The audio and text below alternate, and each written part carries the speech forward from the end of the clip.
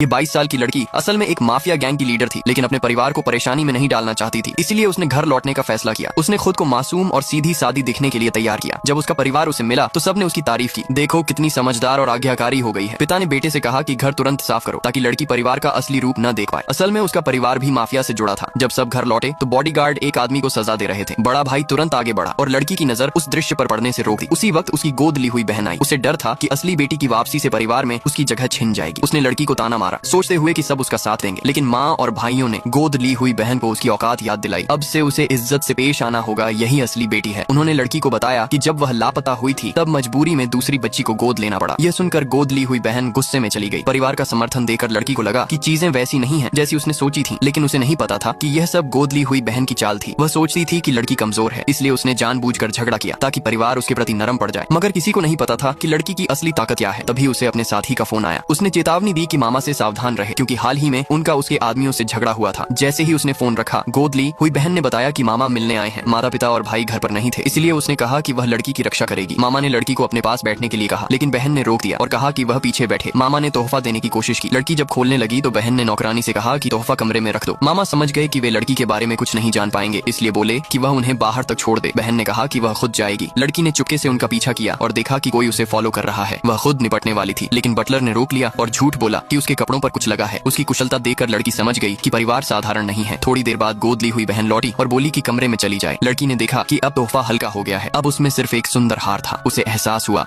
कि परिवार में अंदरूनी झगड़ा चल रहा है। उधर मामा ने अपने आदमियों को आदेश दिया कि लड़की की असली पहचान का सबूत ढूंढें। उन्होंने तय किया कि आने वाले समारोह में वे उसकी माफिया बॉस वाली पहचान सबके सामने उजागर करेंगे।